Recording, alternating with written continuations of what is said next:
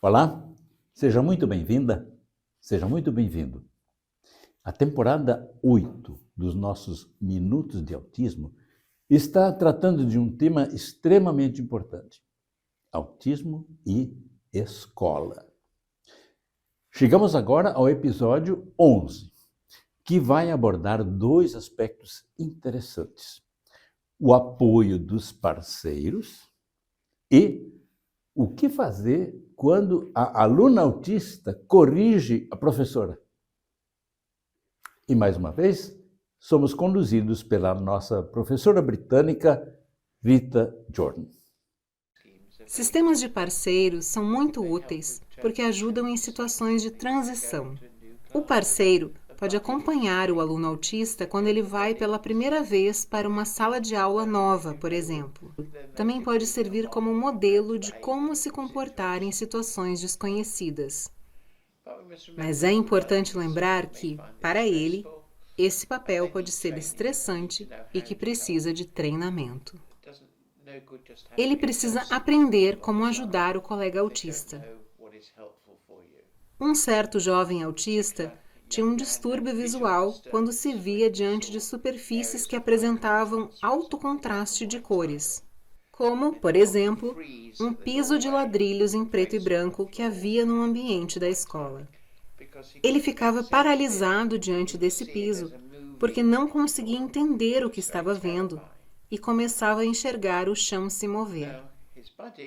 O seu parceiro não só o encorajou a atravessar esse horrível piso movediço, mas também o ajudou a criar uma estratégia que ele podia usar quando estivesse sozinho. Ensinou-lhe a fechar os olhos para não ver o chão e depois abri-los olhando para cima e só então atravessar o espaço preto e branco. O menino autista começou praticando isso junto com o colega parceiro e, com o tempo, conseguiu fazer sozinho. Perguntei a algumas pessoas autistas se a experiência de atravessar aquele tipo de piso com aquela estratégia faria desaparecer a ilusão de que o chão estava se movendo. Infelizmente, me disseram que não, que a sensação continua lá. O que elas fazem é aprender maneiras de lidar com isso. Elas se dão conta de que os outros não estão tendo a mesma sensação e tentam lidar com a situação. A pessoa com autismo valoriza muito mais a exatidão da informação do que a reputação de um professor. E, se o assunto for de especial interesse para ela, pode acontecer que ela saiba mais do que o professor. Então, se o professor disser alguma coisa que não for 100% correta, pode acontecer de o estudante autista interrompê-lo e corrigi-lo aos gritos.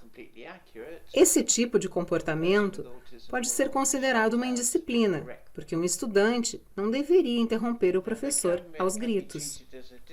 Mas aplicar uma medida disciplinar não vai resolver o problema em longo prazo. Vai apenas fazer com que a pessoa com autismo fique angustiada, porque para ela é muito difícil desistir de algo que lhe parece essencial. Impedir que o professor fale mentiras e engane as outras crianças. Conheço uma jovem que adora história e ela mora perto do lugar onde houve uma batalha famosa que aconteceu quando a Inglaterra foi invadida pelos normandos, em 1066. Foi a última grande invasão sofrida pela Inglaterra. Então, é um episódio muito importante da nossa história. Na escola, se ensina sobre essa batalha como sendo a Batalha de Hastings. A questão é que a batalha aconteceu em um local perto de Hastings, e não exatamente em Hastings, que é uma cidade no sul da Inglaterra. O lugar onde a batalha de fato ocorreu tem hoje o nome bem pouco criativo de Battle, ou seja, batalha. Pois bem, na aula, a professora se expressou do jeito utilizado por todo mundo e se referiu à Batalha de Hastings. Ao que a aluna com autismo bradou: "Não é verdade! e insistiu que a batalha tinha acontecido em Battle e não em Hastings.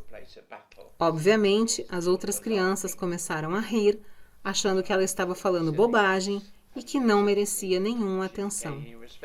E a professora ficou chateada porque estava sendo interrompida e questionada. A resposta para esse tipo de situação não é impedir que a criança corrija a professora. Isso seria muito complicado. Vamos lembrar como é difícil para a pessoa autista parar de fazer certas coisas. O mais indicado seria oferecer-lhe alternativas que atendam à sua necessidade de apontar imprecisões. Para a professora, seria aconselhável combinar com a aluna o seguinte: quando eu disser algo que você considera errado ou incompleto, você anota neste caderninho que estou lhe dando. Não fale nada naquele momento, só anote no caderninho. E no final da aula, você me traz o caderninho e nós duas discutimos a questão. Se chegarmos à conclusão de que você está certa e eu estava errada, eu posso explicar isso para a turma na aula seguinte. Dessa maneira, se leva a sério a contribuição da pessoa autista, mas o professor fica no controle da aula. Também se evita que as outras crianças tenham uma má impressão da colega autista e debochem dela. Precisamos encontrar maneiras de considerar essa necessidade da pessoa autista de zelar pela exatidão das informações. E temos que aceitar o fato de que ela não tem a intenção de ser mal educada ou desrespeitosa com o professor. Só que ela não valoriza essa dimensão tanto quanto valoriza a necessidade de informações exatas e verdadeiras. Até aqui a professora Rita, contribuindo com mais 2 aspectos relevantes da inclusão escolar de alunos autistas. Nossa temporada 8, sobre autismo em escola, se encerra no próximo episódio e vai abordar mais um fator da maior importância para a inclusão. Por causa do seu autismo, alunos no espectro podem ter muita dificuldade em controlar o estresse que vai se acumulando ao longo do turno ou do dia na escola. Alguns se descontrolam e explodem com consequências bem desagradáveis para todos os envolvidos. A boa notícia é que professores e escola podem utilizar estratégias de apoio que ajudam esses alunos a gerenciarem o estresse e reduzirem esses descontroles. Se quiser saber mais, não perca o próximo episódio. Encontro você lá. Fique bem.